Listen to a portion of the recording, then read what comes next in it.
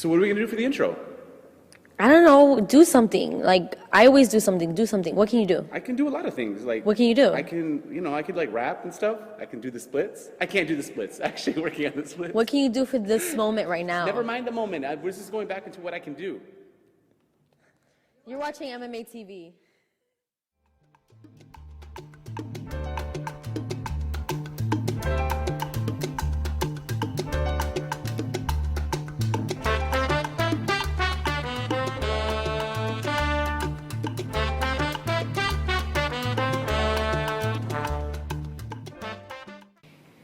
Welcome to another tip of the day at MMA TV.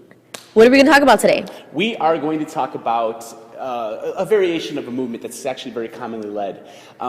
We have a video called a Copa. Some people might know it as an in and out. I think some people might even know this as a Coca-Cola. I don't know where the hell that came from, but I've heard that as well. So we're going to go by what Eddie Torres calls it because he's the El Gran Maestro. He's Eddie Torres.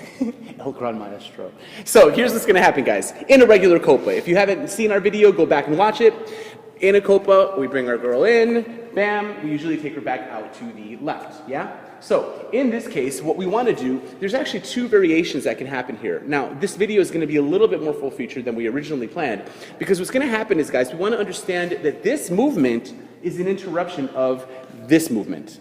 The shoulder check. Exactly. So, a lot of times, women don't get that lead because they're always backleading a Copa. Yeah? So let's make the distinction. We have two options here. We have Copa, and she goes out, exactly.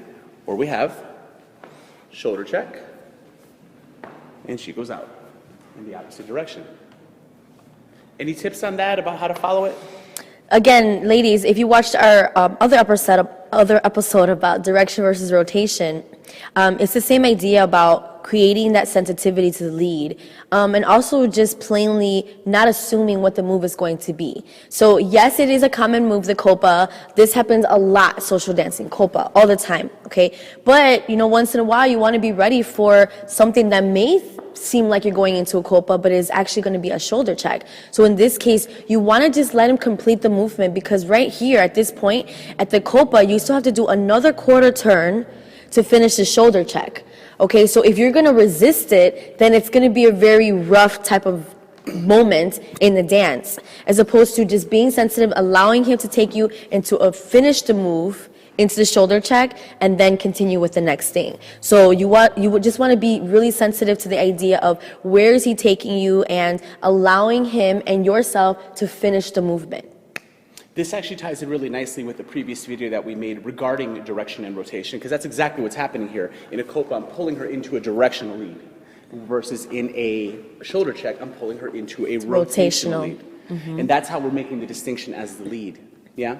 Also, really great point that Laura made about it becoming rough when a woman backleads a Copa, or exactly when I'm trying to do a shoulder check, because our only course of action at this point is to really manhandle her, try to get her around, and we don't want to lead that way, and I'm sure women don't want to follow that way. We don't like that, right, women? We don't like that.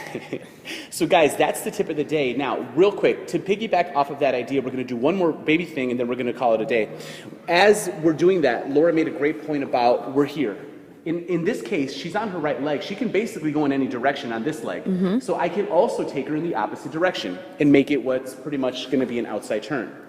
So if we constantly think about that, as the lead, we have a lot of flexibility in what we can do, because we always should have a feeling for where our ladies are at on their legs. And for the ladies, I think it should be pretty clear that if you're making a commitment of one leg, you have the capacity to go in any direction on the free leg. Yes, so it's very important, ladies, to finish replacement of your weights. So in this case, in the Copa, you don't want to have your weight, well, I could be split weight, so I could be 50-50, or it's easy for me to not complete my weight change and have it on my left leg when I should be on my right leg when I'm finishing or going into this Copa. So now I'm ready. I'm correct with timing, 1, and 2, I'm ready to go in any direction he's going to send me, whether he sends me this way, whether he sends me this way, or maybe he may have me do it in place, or yeah, he could also send me back. So regardless of where he takes me, I'm going to be ready, and I'm going to be that really good, fierce follow that you want to be, right? That you are.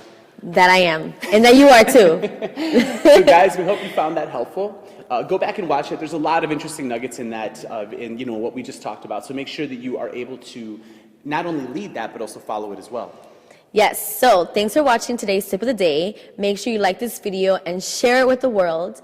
And also check us out on Facebook and where else? On our website at www.mixedmotionart.com, where we have blog posts, we have some cool combination videos up there that we're posting up, and we're going to be sharing all these great tips that we're sharing with you guys now. So thanks again, guys. Hope you enjoyed it, and we'll see you on the next one. Bye. Peace.